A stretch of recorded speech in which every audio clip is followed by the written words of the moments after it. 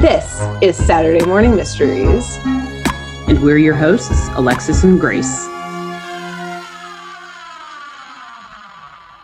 Hello, good morning, and welcome back to another episode of Saturday Morning Mysteries, where we're your hosts. I'm Grace. And I'm Alexis. And today we are continuing our funky Phantom arc, our fabulous Revolutionary War ghost, That's right, you heard it. That was a real sentence. You heard it here first, or in all of our other episodes. This week, Alexis will be telling us a story, and I also just need to point out something that Bird and I learned right before recording, which is on our separate coasts happen to own the exact same Skull Candy headphones. The exact. Is this an advertisement for Skull Candy? Yeah, wait, can they sponsor us? Boo! Look at that. Did you like a slow unboxing of our headphones? Would you guys like to see what they look like? Ooh, and look the at fact the colors. That we both only use one at a time. Colors. Because we never charge our headphones before in the same ear. We both use only the right ear. Yep. So anyways, that was important much. Information both for us personally and for you guys to know that whenever we say, wow, we're always on the same page, LOL. Look how true it is. We literally mean it. We just proved it to you. Yeah, we did not coordinate these headphones. This is totally random. We're just that impressive. So anyways, on that irrelevant note, Alexis, tell us about this irrelevant show. Just kidding, irrelevant to some. Show. I was going to say, this show is very relevant to me. Exactly. So it is very relevant, and I actually get to talk about something that is extremely relevant, at least in my life and the life of many other Americans, and for those Americans with what's going on in certain parts of the world right now. Don't worry. Don't worry. It's probably not going to go the direction that you think it is. I would not take it there. Okay. I would get very angry. No. We're going to talk about something much more fun, to most people at least, something that I enjoy very, very much. Today's episode of The Funky Phantom. I'm going to say the name first, and then you'll know what it's about. It's season 1, episode 11, and it is called The Pigskin Predicament. So... We're talking about football. Oh God. Were you gonna be like, what, like pork cracklings or like chicharrones or something? At first, I was like, what? How could this possibly be what? Everyone is eating pigs? What are you talking about? But then I very quickly was like, does she mean sports ball? Sports ball. Yes. Today we're talking about sports ball. Everybody's favorite thing. But no, it's funny because yes, I am a very big football fan, football Americano. I like soccer too, but in particular, American football, big fan, Cincinnati Bengals all day, obviously. And so I was very excited to see that there was an episode of The Funky Phantom about football, because when I read the description on Wikipedia, I was like, oh goodness gracious, how many ways are they going to fuck this up? And also, like, in our hearts, Augie is a football star, so I'm very curious to see his role really here is, and also to understand 8% of your references you make. I know. So as I was typing this, there are a lot of references still in here, including in my 5 headings to the different parts. We're back at it.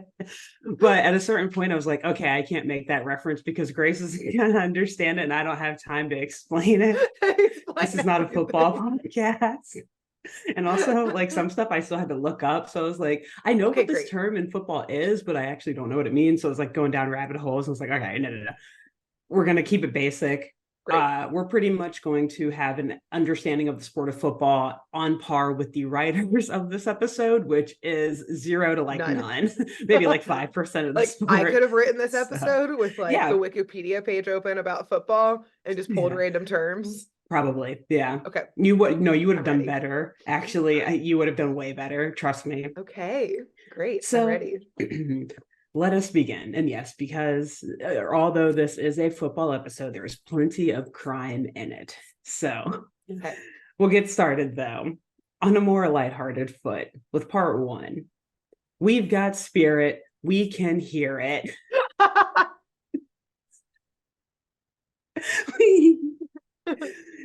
So the Interscholastic High School football playoff is being held at a local stadium owned by the wealthy socialite and town hero, Mrs. Brockton Van Cleet.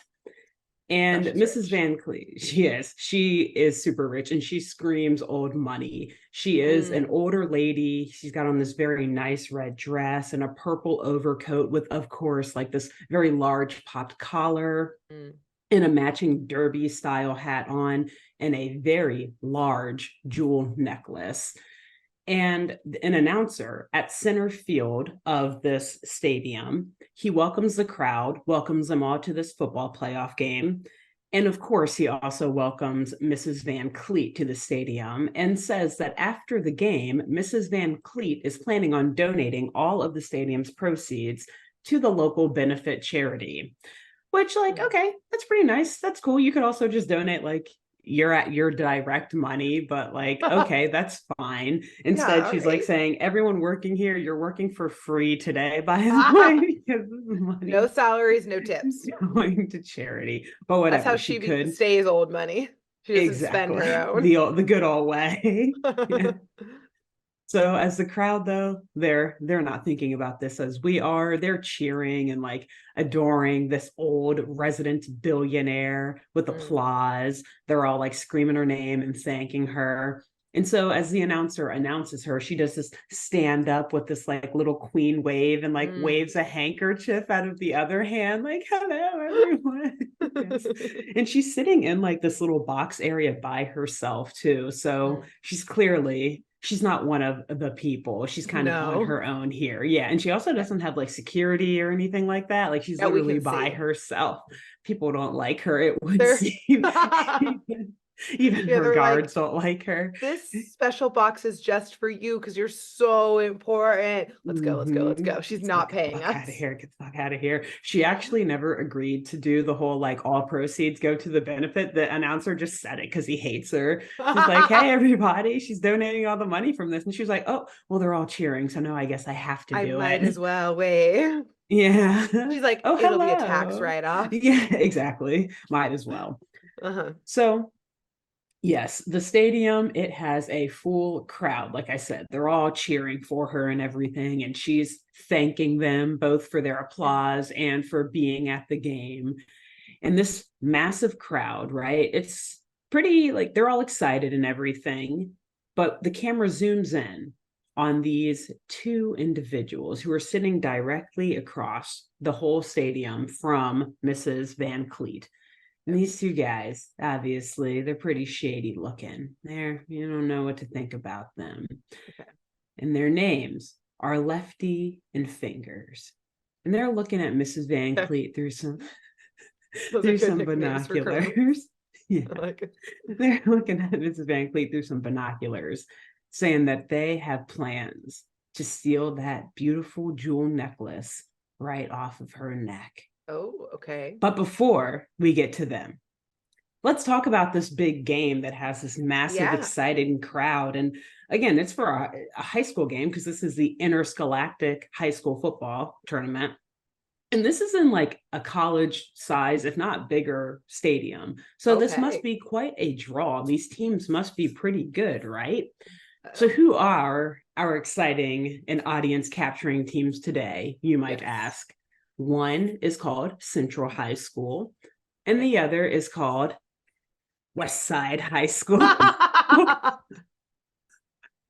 Did it really close to the microphone for you? Thank you. I'll turn the volume up on your snaps one night. But anyway, of course, by pure happenstance, Augie, Skip, and April, our beloved loony doony driving crime-solving teens, they happen to be students at Central High. So not West Side, unfortunately, but Central High. Okay. But we know this crew. They aren't just students. And of course, we know Augie is on the team. Okay. But confirmed he is on the team in this episode. Confirmed, right? And well, he says it in the past too, but you're right. Yeah, this episode confirms it. But Skip and April and even Elmo, they don't sit on the sidelines. Oh no, these kids are all about the action. Skip, he's the team's quarterback. What? That's not I thought my you were gonna say Water reaction Boy. to. No. My same reaction, Grace. Oh April, no. you may ask. April is, of course, not just a cheerleader, she's the cheerleader. She's that bitch. AKA, there are no other cheerleaders. It's like April Central didn't want to High feel is left like out. 25 Like, people big. maybe at most. Like, And maybe. I'm surprised 24 of them April's had not to be on the on the field. team. Yeah. So she was the only one left to be a cheerleader. Yeah. Like even other women are on the team with the guys. Exactly. They tried to recruit a teacher, even like, yeah, you're our youngest teacher. You look You young. might pass. Yeah. Oh no. Okay. And Elmo, of course, he is the mascot. Cute. So yeah. And by the way, so Augie is on the team and he is what is called the halfback. Meaning that Thank you. I like had a whole paragraph saying how Augie is totally not a halfback. Skip is not a quarterback. This we know. Just that I know. I don't have to explain that. I think for everyone to That understand. one's obvious. Augie is also not a typical halfback because the halfback stands behind the line of scrimmage with the quarterback. Okay. And the halfback is not the halfback carries the ball typically and blocks for the quarterback. Whereas you have other players who run down the field and catch the ball, right? Yeah. So a halfback is usually, since they have to run with the ball, they're usually shorter and like a little bit like more muscular, so they can like kind of like bust through people. Those yeah, skinny Augie's ass massive. Legs. Augie's like 6'5", 300 pounds. He's like a tight end or like maybe a wide receiver or like just a linebacker. Yeah, and like very skinny legs. It's like, this makes no sense. Like, he has the body of a swimmer, not. Yes, like he's all like lats and shoulders. Yeah, and like no legs. Yeah.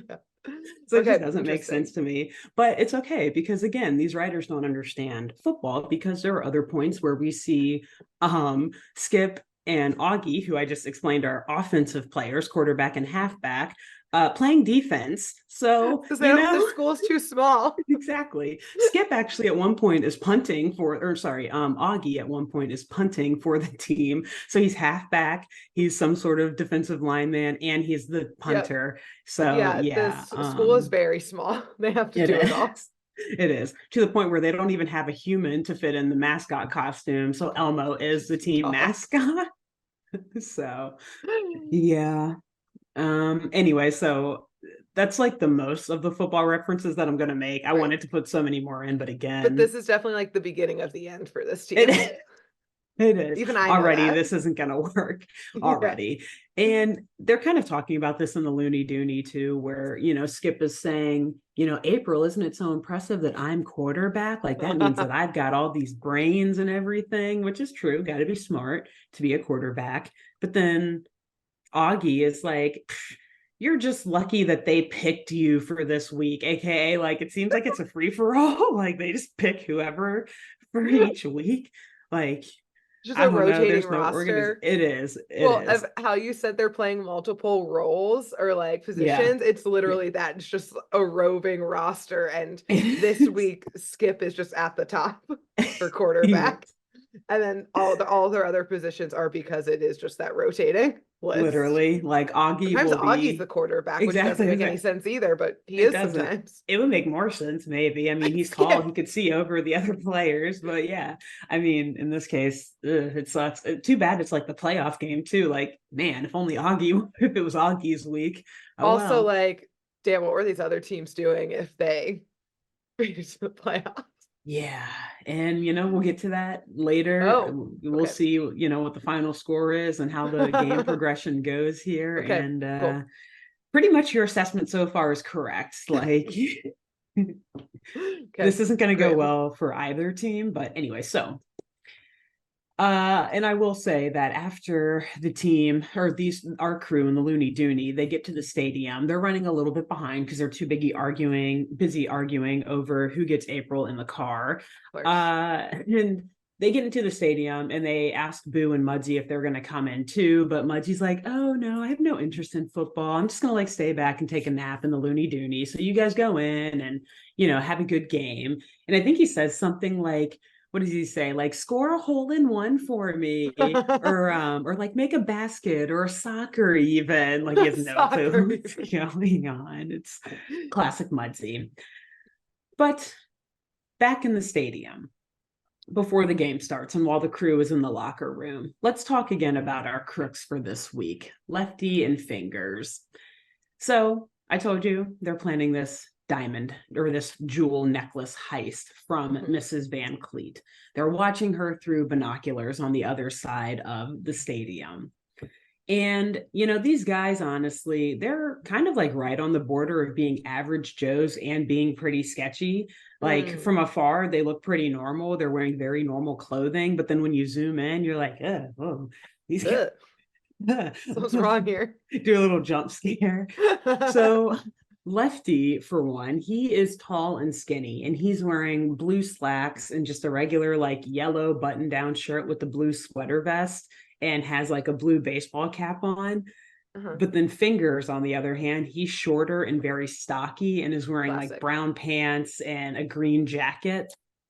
And he has a white fedora on, which, okay, the blue baseball cap at a game, like that makes sense. Why are you wearing a white fedora? No less. No less. And their faces are very just like scrunched. Like their cheeks are very big and poofy, but their faces are scrunched and they just look very angry. So that's what I'm saying. Like the clothes look normal, but then you look at them and they're just like, well, one of their clothes looks normal.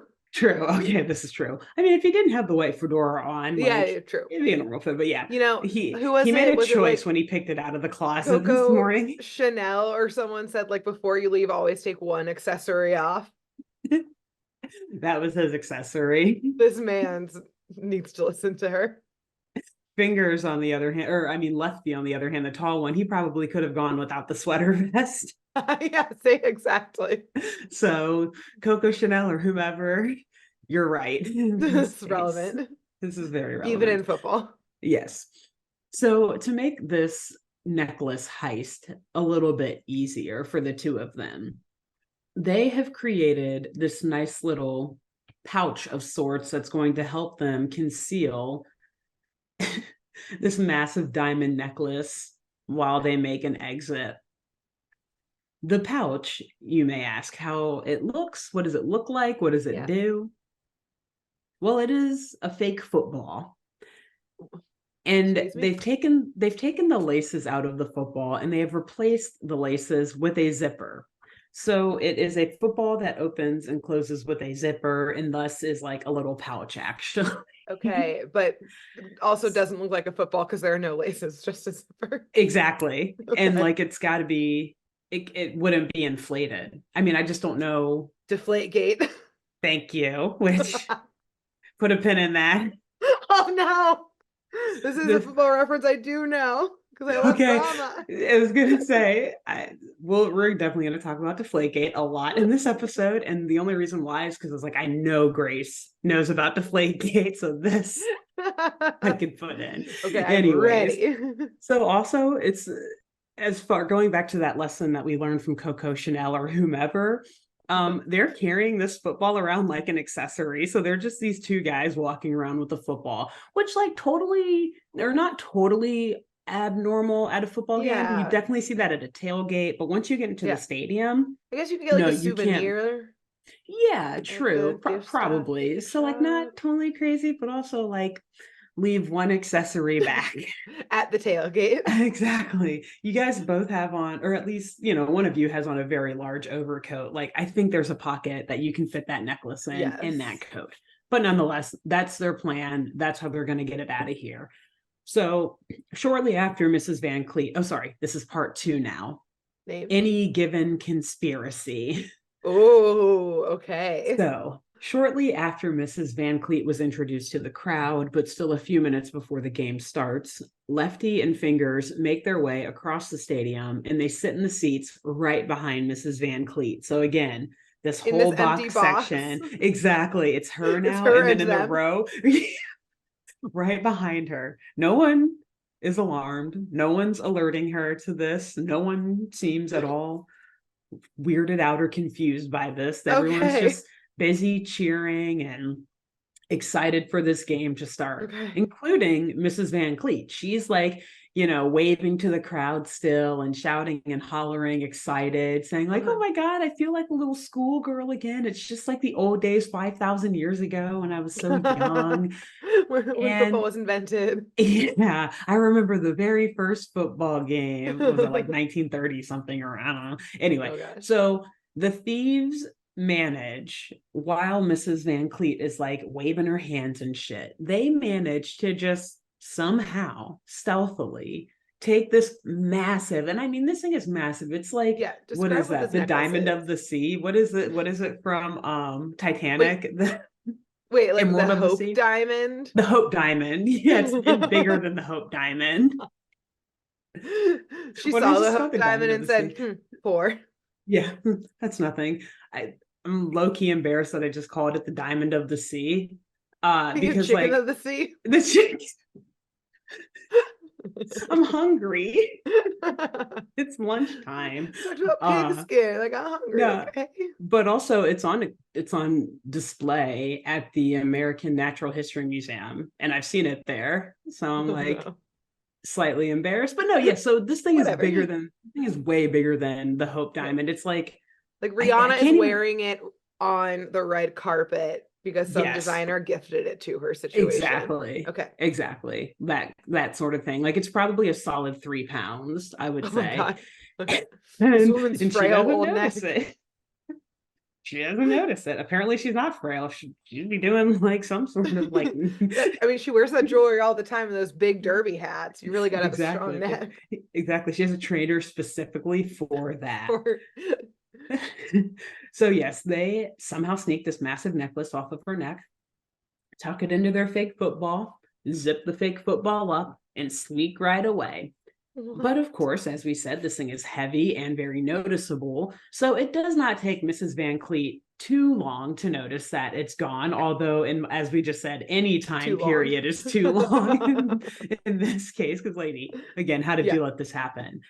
But immediately she freaks out. She starts screaming, saying like, oh my God, where's my necklace? And she asks, she calls for the guards and alerts security to help her find the thief immediately. And at this point, Lefty and Fingers, they've, kind of like gotten down to the bottom of the stairs at the section she was sitting in. So they're a little bit away. And again, they've got the football. So it's not like obvious that they've taken this thing. But once they hear Mrs. Van Cleet screaming for the guards, they're like, okay, time to like actually start running and like put a little pep in our step here. So their plan to exit the stadium is not to just like, kind of power walk out of go with the crowd, power walk out of the entrance and the exit that everyone else is coming in and out of. Don't, make a scene. They decide to run on the field. Oh no. And this is before the game starts, and just take an exit that's, I guess, off of the field, like through the locker rooms or something like that. Yeah. Oh, okay. And in my mind, I'm thinking, wow, this seems like a horrible idea. Everyone is going to notice you. You guys are drawing more attention to yourselves. But the announcers, like, maybe they want to say something about this, but they see all of these guards running to where Mrs. Van Cleet is. So they're like, oh no, like something's going on in the stands, everybody. Like, hold on. We're getting some interruption in the stands. Something's going on. So it's like, look towards the stands, not exactly. So it kind of works where the guys then get away. But at that same moment, because they're running towards the locker rooms for whatever reason, the football teams are coming out of the locker rooms to start the game. So then the announcer is redirected in that way, like, oh, and here come the teams, everybody, we're about to get started. Lefty and Fingers, they run head on into some of the players from Central High. Uh-oh. Can you guess which players from Central High? Taken down. The players, not the thieves. Oh, it's pretty equal, actually. I mean, they run into Augie first, so I'm like, he's a brick wall, so that's fair. But like, Skip definitely gets knocked the fuck back by these guys. Yeah, exactly. And they all drop their footballs because I think like some kids from Central are carrying footballs. These thieves are carrying their football. And all these footballs get classically mixed up. And the gang or the thieves at first are like, you stupid kids, we're trying to get out of here. To which I'm like, you stupid adult. This is the football team's entrance. Yeah. What are you doing down here? Draw more attention to yourself. Exactly. Which I forget which one it is. I think it's Lefty, maybe. He's like, calm down, fingers, calm down. We don't want to attract any more attention. Let's just get out of here. Like your white fedora is. Exactly. Sir, he says to him, looking like, I told you not to wear that. I told you not to wear the white fedora. But anyway, so they just asked for their ball back. They grab it and they leave. Or at least they think they grab it. They're like, this is so much lighter than before. No questions way lighter. Here. So after the crooks, they like dust off and they continue to run out of the stadium. They're left with, yes, a mostly worthless real football, okay, not even signed by any pros or anything. This is just a normal football from a poor high school in town. The only one they have. And the only one, exactly. It's like Skip's main job to make sure he brings that football. It's like, Skip, if you lose this football, Skip, you can play today if you bring play. The football. Yeah. You can stay on the team if you remember the football, Skip. Hell, we'll make you quarterback if you can. Remember, that's why he was quarterback today. Yeah. But so yes, meanwhile, they've got this worthless real football, and Central High is about to use a very much out of regulation and criminal evidence, no less, fake football. Yes. Which, yes, Grace, at this point, I said, is this about to turn into the high school Deflategate? Was this episode a warning for the future? They knew. Hanna-Barbera always knows. They always know. Because, yeah, at this point, if the refs don't even have to inspect the ball at halftime, like, to know that this is out of regulation. They just have to hold it and be like, oh my God, this is much more than like 1 pound. What is rattling in here? Exactly. They don't even have to hold it. They just look at it. Is that a zipper? They'd be like, oh, hey, we found Mrs. Van Cleet's necklace. And then they'd be like, Skip, what the fuck? Did you steal Mrs. Van Cleet's necklace? Right. Because they were late to the game. The balls is covered in everybody else's fingerprints now. Those original fingerprints gone. They're gone. They're gone. And Skip will be like, no, I swear, like, this isn't the ball that I came with. And they're like, sure it isn't, Skip. Sure. So, yeah, I mean, this is insane. But also at the same time, like, it makes no sense because this would make the ball heavier. Yes, so exactly. It's like cheating against your favor. Inflategate. Yeah, Inflategate. Reflategate? Yeah. Overinflate gate? Gate. Reweight gate? Reweight. Gate. So, yeah. And I guess for folks who don't know what Deflategate is, I didn't even write this out, but I guess some people might not know. Context. It was a whole debacle in the 2014 football NFL season. But it happened actually in January of 2015 during the playoffs. So the end of the 2014 season, where the New England Patriots were playing the Indianapolis Colts. And at one point, a dude from the Colts intercepted one of Tom Brady's passes. And he was like, he passed it off to the coaching staff to like keep just as a souvenir. Because, right, you intercept the ball in the playoffs. That's awesome. Good for you. Yeah, it's a big deal. And at this point before the game, the Patriots had already been accused by a couple of teams, I think, including the Colts, of possibly deflating their balls because they felt a little bit lighter and squishier than regulation balls should. So the coaches were like, okay, well, now we also have this evidence. And they felt it. And they were like, yeah, this is definitely under this evidence. Exactly. This is probably a little under where it should be. So essentially, like, there was all this back and forth. The refs at that point didn't really officially weigh balls or anything. So they did at that point. They're like, all right, yeah, this is under what it should be. There's so much other stuff I could go into that's behind it about why a quarterback might want to deflate the ball versus why they might want it a certain weight or like at a certain PSI, whatever, than another, but whatever. Suffice it to say, it has to be within like 12.5 to 13.5 PSI, which is, a whole other thing, which is like 0.8 or 8 ounces to 9 ounces, essentially. So just under a pound, or sorry, 0.8 of a pound or to 0.9 of a pound. Okay. So just under a pound.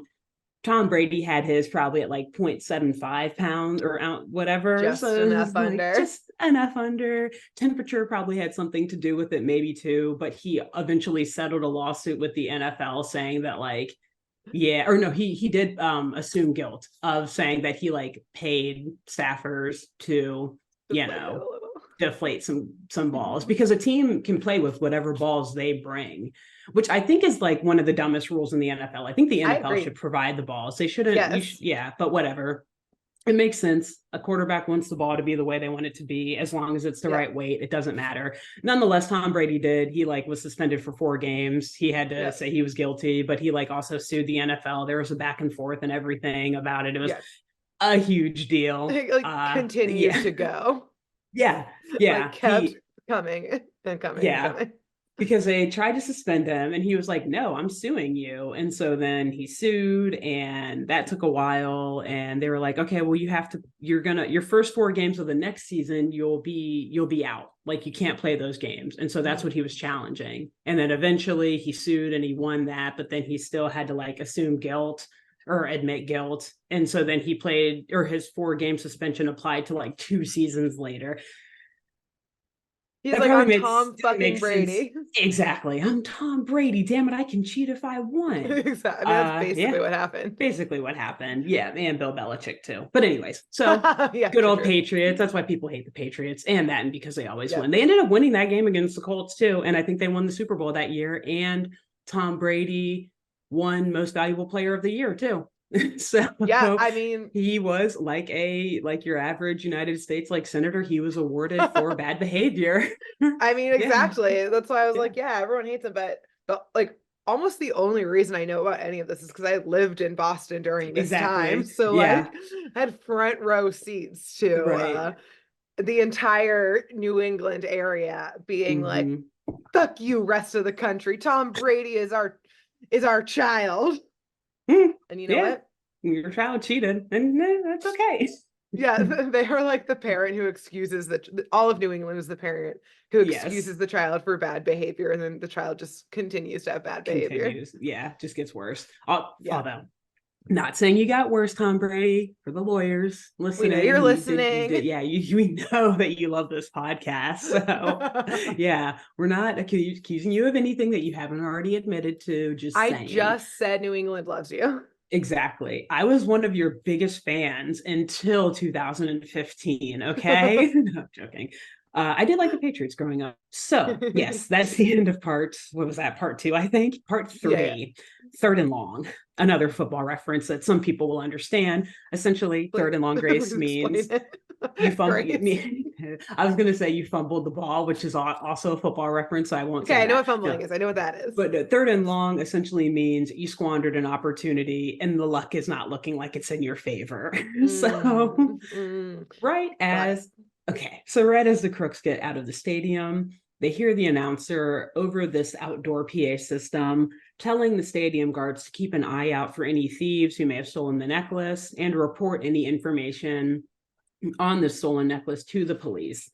And so Lefty and Fingers, is it Fingers or Finger? Now I forget. I think it's Fingers. Fingers I just typed Finger because he's like sneaky and stealthy. It's sleight of hand. Good. I think I just have a typo in my own script. So I was like, is his name Finger? Cool. But anyway, that doesn't seem right. But anyway, so seeing that their window to escape is closing, they're like, all right, well, we just need to get out of here. So they just decide to steal the first car or vehicle that they can find.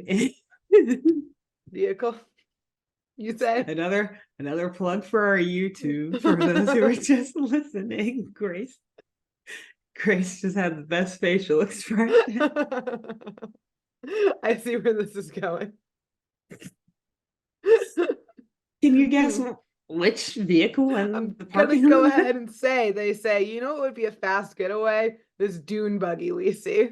You know, it would be subtle. You know what? I bet it was Fingers who suggested it in the white fedora, and Lefty was like, "No, we need subtlety. You already have that fucking fedora." But Fingers is like, I've already hotwired this dune buggy, this loony doony. Let's go. It is insane how spot on you are, Grace. It's that fedora energy. You wrote this episode literally. Fingers is like, I hear those dune buggies are really fast. We can really burn rubber in this thing. Like, he literally says this stuff. He's like, it'll be an easy way out. And Lefty's just along for the ride. Like, yeah, okay. Like, fine, Hotwire, let's go. Why are you talking? Fuck out of here. Flee. But remember, Mudsie and Boo are still taking a nap in the Looney Dooney. They didn't go in to watch the game. So they are woken up by these thieves hopping into this car, into this dune buggy, and like yapping on and on about how they've got the jewels and how they're about to bust the fuck out of here. And Mudsie is like, oh my God, Boo, are you hearing this? Like, boy, this is crazy. What is going on? And before the thieves get too far, so like they obviously peel the fuck out of there. Mudsie and Boo are like, oh my God, we got to go tell the others. They blip out and go into the stadium to warn the kids. So I guess before we talk about Mudsie and Boo telling the kids, though, let's follow Lefty and Fingers here for a second, because this is obviously going very well for them, right?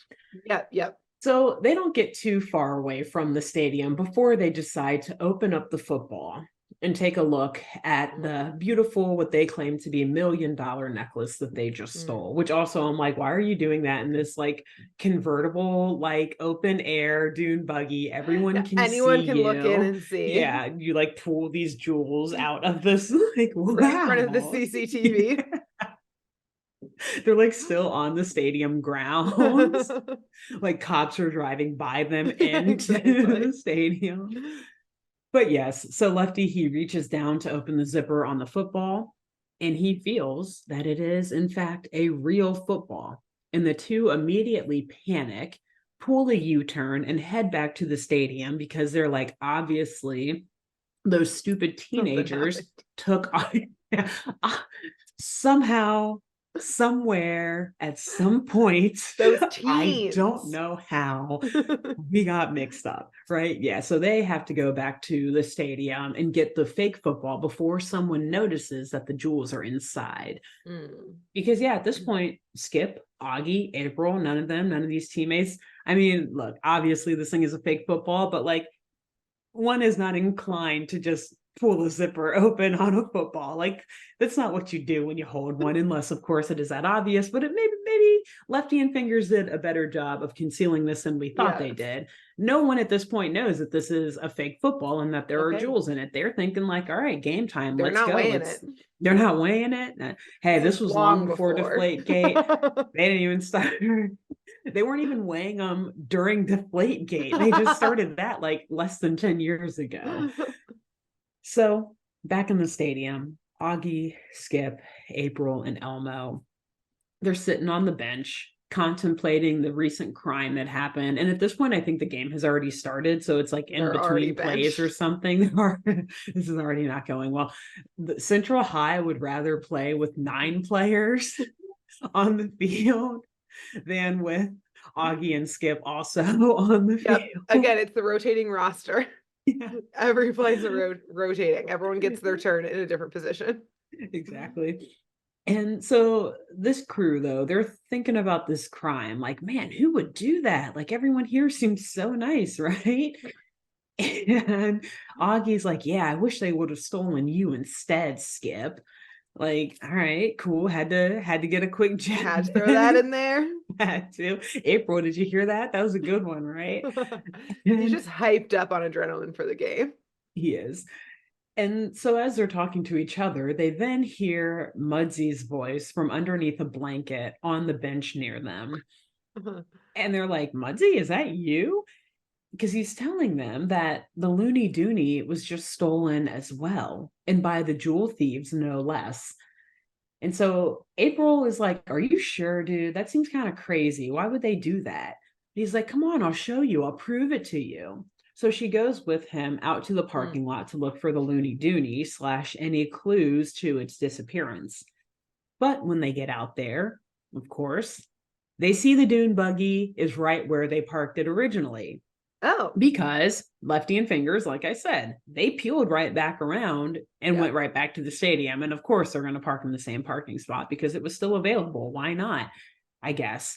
So April, she's like accusing Muddsy of lying. Oh no. She calls him by his full government name. She's like, Jonathan Muddlemore. His what has government name gotten before there into was you? a US government.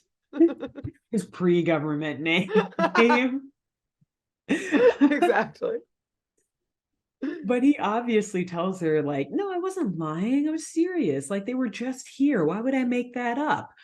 But regardless, April's like, well, we have to go on and get back to the game now. So they go back into the stadium. And Muddsy, he's like, well, I'm not staying out of here. Like, I'm afraid of would-be thieves again coming and stealing the dune buggy. So he also goes back in to watch the rest of the game. Part 4, I believe. Yes. Yes. Quarterback sneak.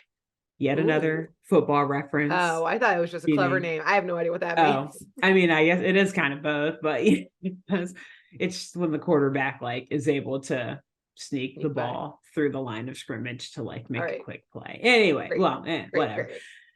Meanwhile, in West Side High's locker room, we see that Lefty and Fingers have now. This is escalated. Children's locker room. They've entered this children's locker room. We must assume that some of these high school players are under 18. Yep. Lefty and Fingers, they have now tied up, gagged, undressed, and taken the uniforms of 2 players. There are almost too many crimes to count here. They've put on the uniforms in a completely different direction. Very quickly. Yes. This has escalated quite a bit. Okay. Let's put a very, very short pin in that. So their idea here is that they are going to hop in the game and impersonate these 2 players. This is the best way to get the ball, by playing the game yourself. I see. And in the midst of doing this, unpinning that thought, we've got assault, multiple types of the just standard and unfortunate sexual variety. No. And harassment and whatnot. I mean, they're undressing teenagers. Yeah, exactly. It's very fucked up. We've got false imprisonment, tying them up. We've got robbery, stealing their clothing items and other stuff. Trespassing. They're not allowed, and all against minors. Yeah. Trespassing, like you're not allowed in this locker room. Who the fuck are you? Probably a lot of other things that I can't think of because I'm so grossed out by what these 2 adult men have just done. Yes, like you could have just been like, you know what? We'll just find different jewels at a different time. No one knows it was us. We can get away clean. Or y'all could have just waited till after the game. Yeah, we could have the game. But instead, you have now upped your criminal charges by a lot, like a hell of a lot. Yeah. And I mean, you could have waited till halftime, or actually, so to be fair, I think this is actually right after halftime, but like you could have said, hey, we gotta like clean those balls or something, or like I don't know, just like there's like 1,000 other ways to steal that ball back, and none of them had to involve assaulting minors, kidnapping. Yes. Yeah. So these guys really got it coming for them. Let me just say. These guys are not going to walk free for a very long time. No, they're not. It went from, I guess it was never petty theft, but I mean, okay, this kind of theft, like they probably, with some good lawyers, I don't know, maybe like 5 years or something, like a couple of years. We were just community the footmen for a larger crime syndicate. Exactly. Like we were forced to do it. We were under duress, but now this is now your own personal actions through. Now you are not allowed to live within 400 feet of a school. Within 5,000 feet of a school. Some list. Rightfully so. So good luck with that life. Not actually. Anyways, so yes, putting all that to the side, that horrible situation that is now unrolled. Yeah, like I'm also sorry, not putting that to the side yet. Yeah, like, don't actually, because the it's crew very gonna relevant. be like, are just like, wow, like I'm like at the end, they're gonna be like, wow, we captured these silly thieves. And then like it'll cut to the locker room with like the cops, like SWAT team swarming in to save these teenagers who are like crying and traumatized. And Yeah. Skip, April, and Augie are gonna be like, oh, Oh, what oh, you're like happened? real Yeah. criminals. Like trauma counselors on I the know, scene rushing talking to in. those two young men who were freaking tied up in the shower. Yeah, just Exactly. oh News my crews God. flooding in, and Yeah. Augie, Skip, and April are like, We did it. oh, just slowly backing up into the loony It doony. is unfortunate for West Side High. Slowly backing out. Yeah.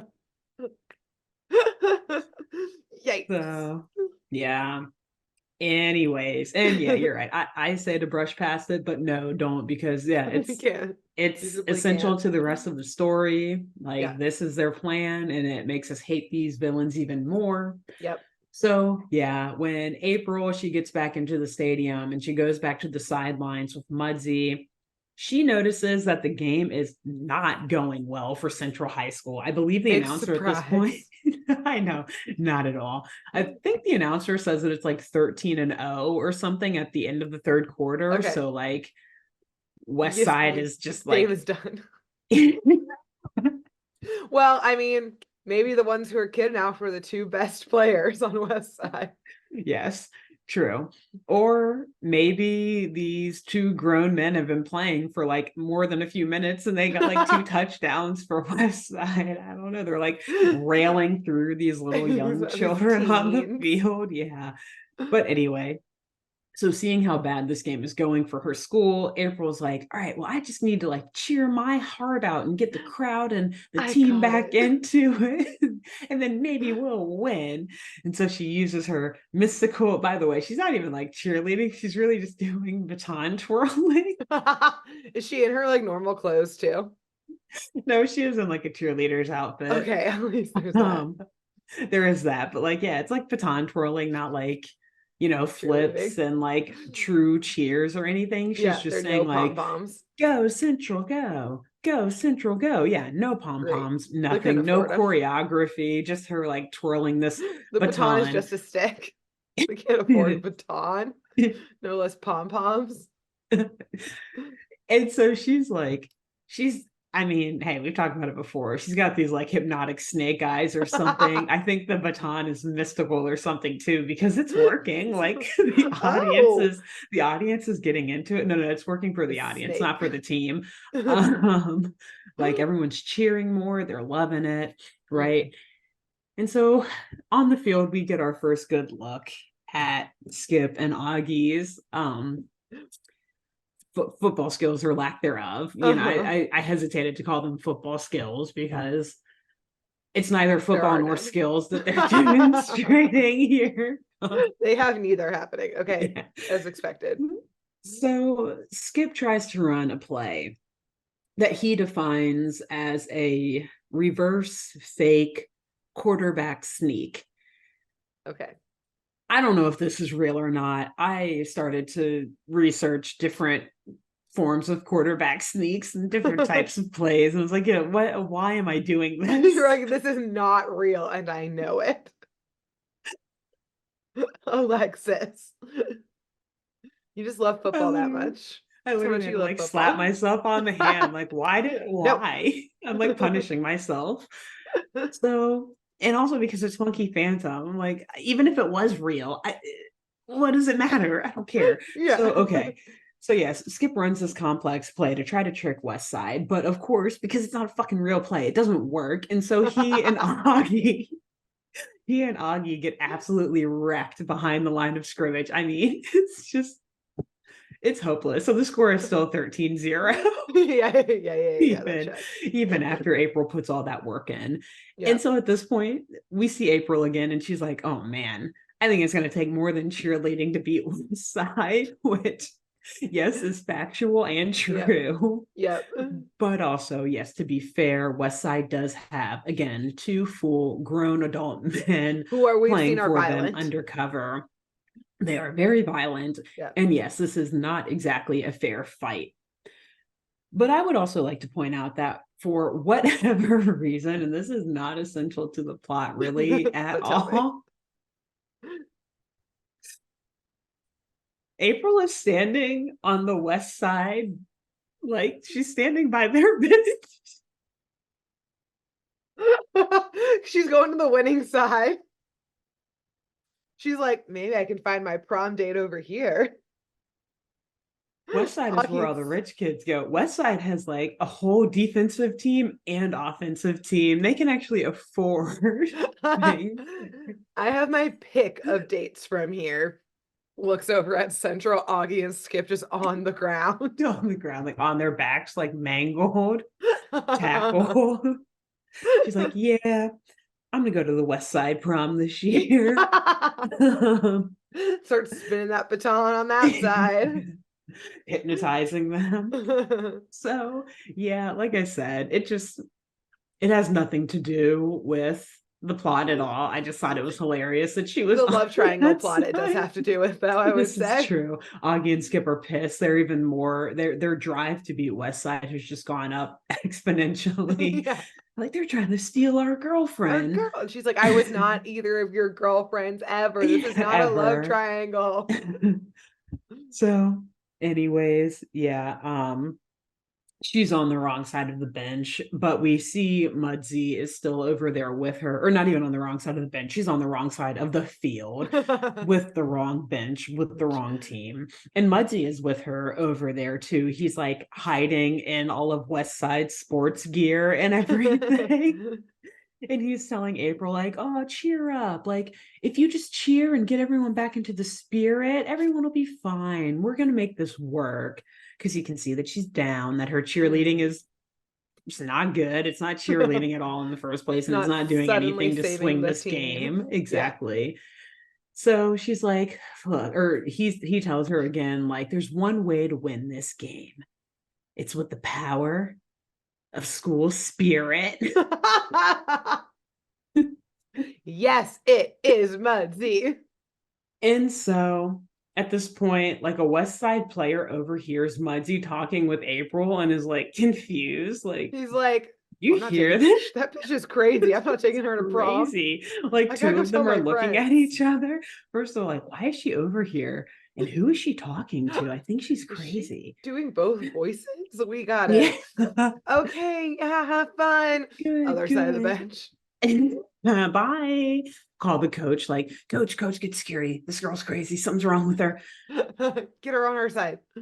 So yes, her and Mudsie, they keep cheering, or she keeps cheering, and they keep watching the game together. And eventually, Mudsie, he's looking at these two players on the field, and he's like, April, oh my God, look at players 12 and 13, which in my mind would be hilarious if he was like, they've got great big sides or something. You checking out that ass, April? Damn, get them to take you to prom, girl. Get the Gatorade ready. Get him over here. But in reality, he's like, I recognize those guys as the goons who were stealing the dune buggy, and thus as also the jewel thieves. And April's like, Mudsie, are you sure? Because also, like, they have helmets on, so it's I don't see how Mudsie can recognize them, but he is positive. Despite the fact that they're like a foot taller than these teenagers. That is probably what it truly is.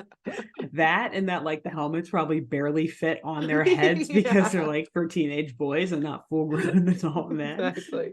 So April's like, are you sure, Mudsie? Like, you're sure those are the guys? And he's like, I'm positive. So she asks him, okay, well, what's your plan then? What are we going to do to go get them? He says, leave it to me. It's funky Phantom time. And then he blips off. Why weren't they saying that the whole season? All the time. That would have been amazing, right? Line. Funky Phantom time. Make a whole song about it. Yeah. But yeah, so he blips off and goes onto the field. And we are now at part 5, our last part of this episode. And Grace, I think you're going to like this one. Smells like team spirit. The best one. We always save the best for last here. April suddenly has a guitar and it has like a grunge outfit on. Yeah. She's wearing flannel instead. Yes. Hell yes. So Muddy, he goes out to the field and he tells Skip and Augie about players 12 and 13. And then he immediately, just like Muddy, gets involved in the game. He's like, okay, I've watched like 5 minutes. I know how this sport works. Uh-huh. And so this, by the way, is as West Side is on offense and Central is on defense. So West Side has the ball. And again, this is confusing to me because Augie and Skip are both still playing. Skip is quarterback, but he's on defense right now. So whatever, you know. Half the team's gotten injured from the two adults beating the shit out of them. You just see like little teenage bodies just flying across the field. Which also, I'm like, do these two criminals have the ball? Why don't they just run off the field?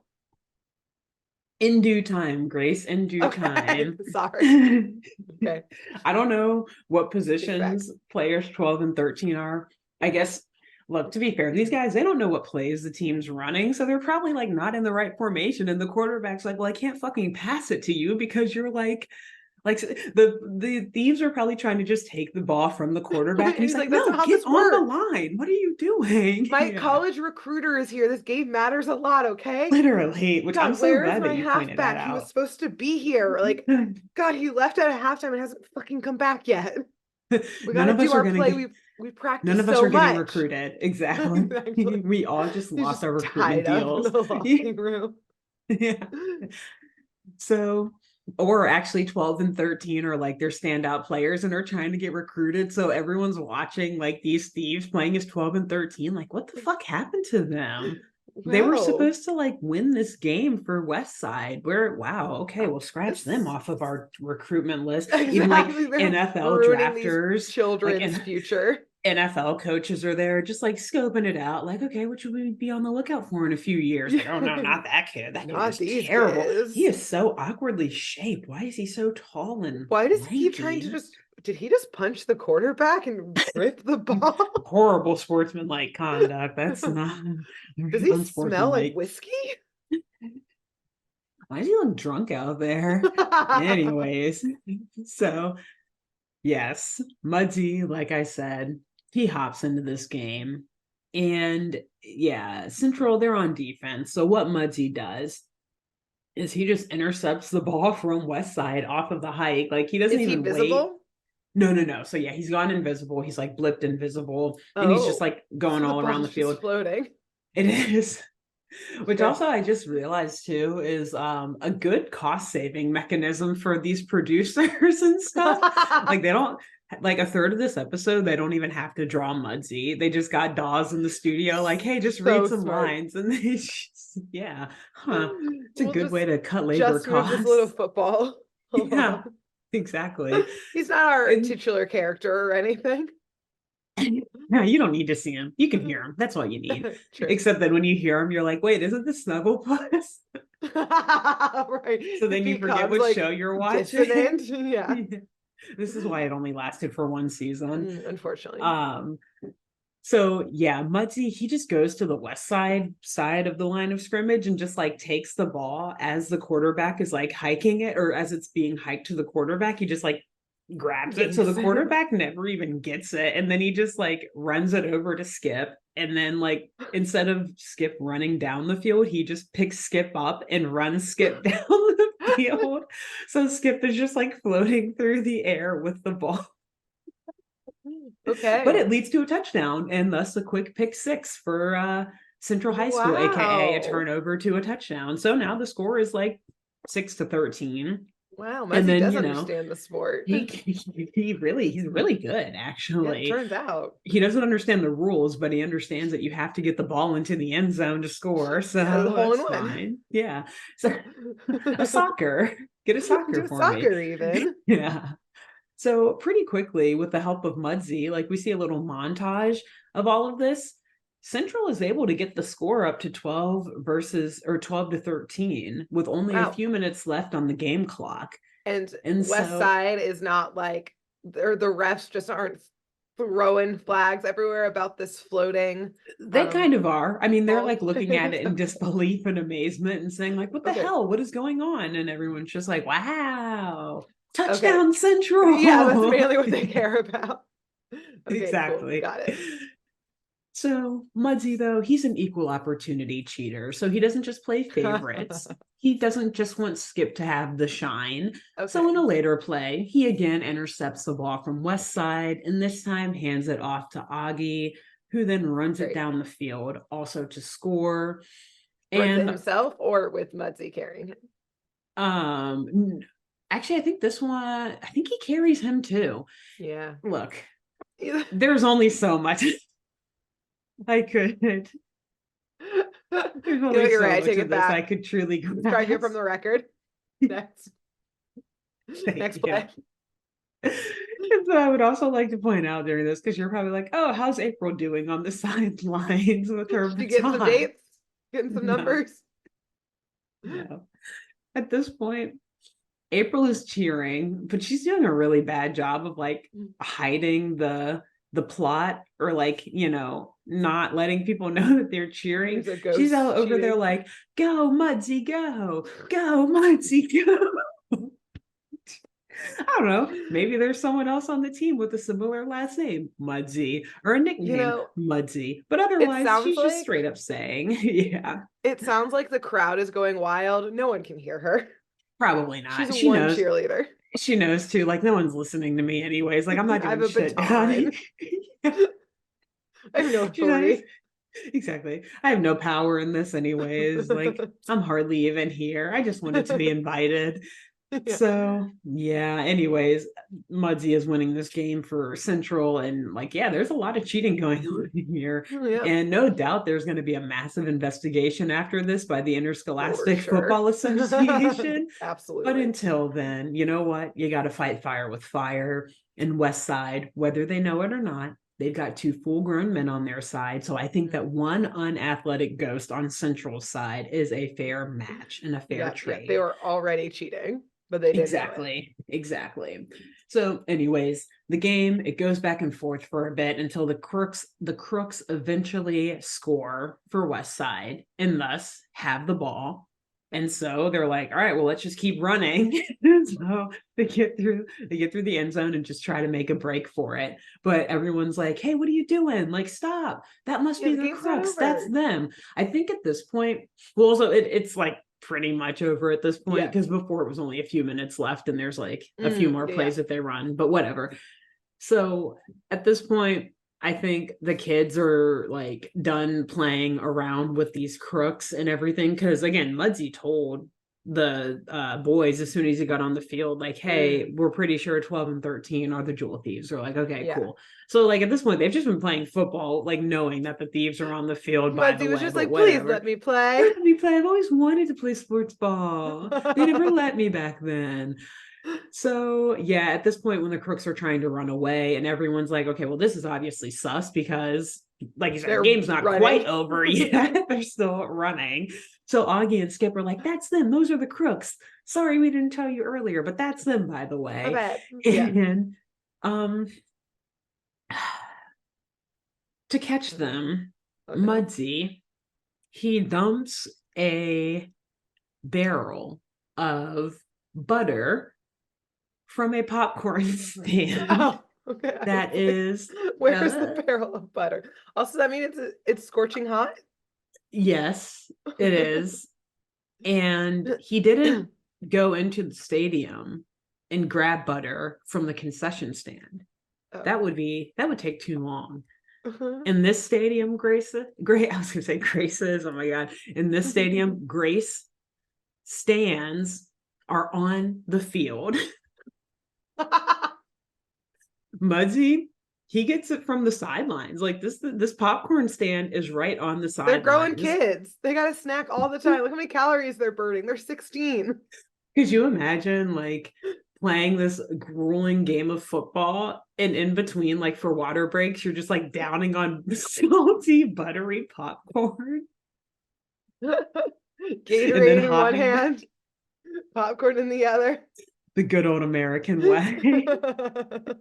So anyway, yeah, I had to draw that out because I just need everyone to understand that they put a popcorn stand on the sidelines, like right by these benches where Mudsie grabs a barrel of butter I'm and then assuming we dumps it on the sidelines. have not seen that popcorn stand in any of the shots except for this one. This is the first time we see Yeah, it. it's the final corner popcorn stand.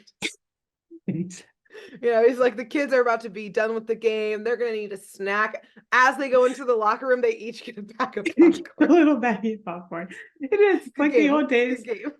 You ever remember playing soccer when you were younger? I don't know, like for us at least, when I played on my little like community team, every parent was like on snack duty a different week. It was rotating. Exactly. So like one parent brought like juice boxes and another brought some crackers, and then the next week they rotate, etc. It's just like that. You get handed as soon as the game's over. And then like it was always the more important competition of like, this was soccer in particular for me. It was never who wins the game. It was who had the better after game snacks. I mean, so you would be like stunting with like your Capri Sun and your goldfish. Like, look, oh yeah, we won and we have the better snacks while they're eating like apples or something. You healthy nerds. Nerds. Ew. So yeah, you're right. That's 100% what this popcorn is for, but not anymore because Muddsy ruins it. Yeah, right. The West Side. Hey, this is Miss Van Cleet's gift to the whole stadium. You're right. Yes. So yeah, he just dumps this butter right on the sidelines where the crooks are running, and they slide through the butter as they try to run away, and they get all like stuck and slip on it and everything in the middle of this buttery mess. And so at that point, Augie and Skip, they run in, they tackle these two to hold them down until the police and all the guards arrive on the field. Great. And this whole time, the audience is just hollering, hooting, and shouting in amazement as they cheer on the kids for saving the day. Yeah, it'd be pretty awesome. I'd actually be kind of pissed though that they wasted all the butter. I would actually be terrified about what made the butter dump on the field like that. Yeah, I would have had questions a long time ago, for sure, from the first football flying through the air. Without being thrown. Just magically with Skip flying through the air. Exactly. Also, lots of questions in this game. Like I said, the local football association no doubt will be investigating.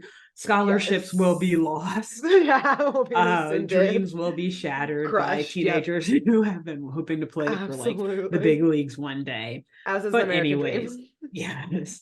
But in the end, after all of this, we see the teens and Mrs. Van Cleet and some police officers outside of the stadium, and we see Lefty and Fingers in handcuffs in the backseat of the police car. They have been arrested. And Mrs. Van Cleet is thanking the kids, and the police are thanking the kids for their help in solving the crime. And the officers hilariously are like, the thieves will be watching a lot of football where they're going. And the other one's like, yeah, on prison TV. And I was like, next. Crickets. It's their first day on the job. Yeah. They're trying to like redeem themselves for not doing their jobs in the first place. Like, aren't we so funny and clever? No, you're not. No. So in the back of the police car, we then see Lefty and Fingers, or we hear them talking about how close they were to success and that they can't believe those. Yeah, right. Yeah. In their minds, they're a little delulu, but it's okay. Let them live in their own world, Grace. It doesn't matter at this point. They're getting locked up. True. You know what? Honestly, maybe they complete insanity if they really stick to this. Yeah. Yep. So they're talking about how close they were, and that they can't believe those kids outsmarted them, and that something spooky must be going on with them. And Lefty's like, yeah, I wonder how they did it.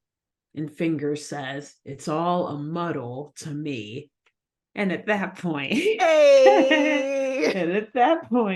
Muddsy, he pops out of the middle seat, showing himself in full ghost mode in the cop car. And he essentially looks at them and says, keep my name out of your motherfucking mouth. And then just like poops back out. And the thieves just like faint, and then they get driven off. Break and get insanity, please. They literally just like faint in the police car. Yeah, like they weren't insane, like they couldn't plead insanity at the time of the crime, but the way they will be acting from here on out, and all the psyche evals they're about to get, of their actual way more intense crime, because those cops are now finding the kidnapped and assaulted children. They will Oh my God, I forgot that about that insanity. part for a second. Yeah. You meanwhile, while like, yeah, the cops are joking about prison TV, you also see like SWAT helicopters circling in the You background and see the like quarterback from full West teams High, like like, rushing in. Yeah. please, my friends are gone. I haven't seen them in 2 quarters. Something happened We to don't them. know Please where they are. find them. Yeah, did anyone ever stop to question when they like took off the helmets of the two thieves? Like, wait, where's the actual 12 and I think that's 13? when the I've heard. quarterback from West High Yeah. was like, So are we still looking for them, yeah, guys? hi, Guys? my best friends are gone. Yeah. And Please help me. to kind of add insult to injury here, because yeah, I didn't really think about that. The gang, as they're driving home back in the Looney Dooney, April is like, wow, how great is it that Mrs. Van Cleet's going to donate a bunch of money to Central High now as a reward for solving the mystery? Which, like, damn. So, first of all, they still let Central win, even though clearly, like, there was a lot of, they should have just canceled the game. And Yeah. second of all, there are 2 students missing from West Side. I think they need the money more right now. Yeah, I think the Slash, money like, needs even to if go they to were the found. therapy and social workers Exactly. for these children and this whole Yeah, team now. exactly. It's like, it's kind of mean to give Central the money at this point when, like, Congrats on something winning, very, comma. very, very traumatic just happened to West Side. Congrats on winning, even though the other team cheated by having 2 grown-ass adults on their team. Here's the money, Yeah, not, hi, are not you guys okay? Yeah. So, anyways, nice of you, Mrs. Van Cleef, but yeah, crazy. But anyways, at the end, the boys they're arguing over who really saved the day, Skip and his brains or Augie and his brawn. That's And it, Bugsy. April tells them to stop fighting and to remember that the real hero of the day was Team Spirit, aka Muddy, who then like pops out like, you mean me? And then they're all like, yeah, the end. Wow. Wow. What a roller coaster of an episode. Yeah, yeah. Great job. Thank you. What I'm trying to I think of a football reference for like a crazy game, but I can't. My brain mean, is mush after that. we've That already talked experience. about the drums of Deflategate, so it's fine. I Yeah. feel like I've learned less about football in this episode. I learned more about football terms, but less about how football works because of all the other incidences that occurred. Yeah, not a single writer of this episode has watched a Ever watched. a single game of football in their life. Exactly. They were all the Not a baton one. twirlers. Yeah. Which like most football games don't actually have. I mean, like they have cheerleaders, but it's not like, Yeah. I They guess have a maybe some do, band but this at is like why. halftime, and that's where the Yeah, baton twirlers exactly. are. Yeah, and this is why they wrote this episode so horribly and to make football look terrible because they're like, they would never let us play or twirl our batons during the actual game. We always had to do it We'd go during at halftime halftime when where no one everyone's was getting paying a snack. attention. Exactly. So something else I was thinking about this episode Mhm. was have you ever heard, and I'll tell you why it's relevant in a second, but are you familiar with like, I can't think of exactly when it was, mid 1900s maybe, or 1900s, like, last century. 1950s. Yeah. Or Yeah. like I think maybe around that time. I don't actually know. It could have, it also feels like it's something that would have happened in the 70s. But are you familiar? It's a baseball game, but with Cleveland's 10-cent beer night. oh God, no. Why is it always Cleveland, man?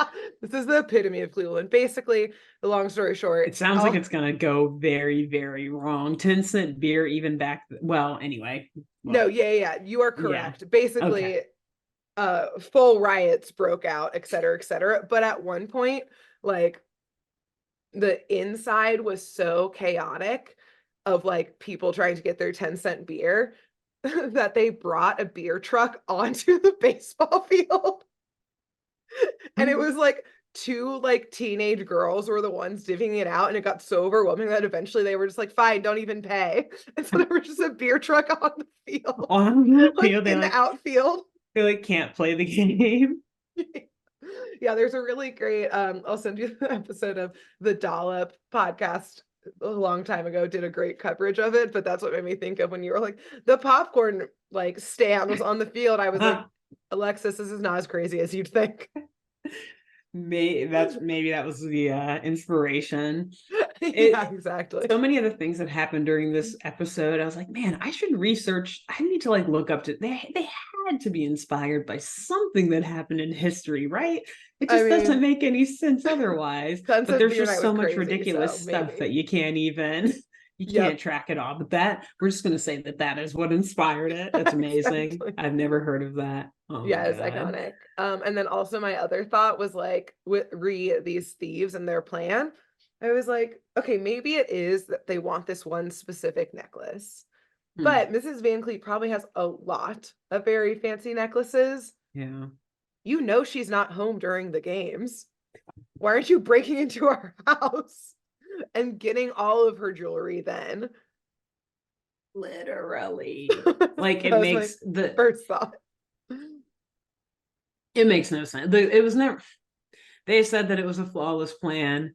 Again, let them be delusional so that they can plead insanity. But yeah, I mean, it made no sense from the jump. Like in this very public place with quite literally thousands of witnesses, you decide to steal this thing. Maybe she's got great security at her house or something, but look, whether you're going to steal the rest of her jewelry from her house or this specific necklace, I guarantee you there are 5,000 better places that you could steal it from her from rather than at this football playoff. And that is being like nationally broadcasted. You could have worn to blend in more than a white fedora. Exactly. Most importantly, in a blue sweater vest.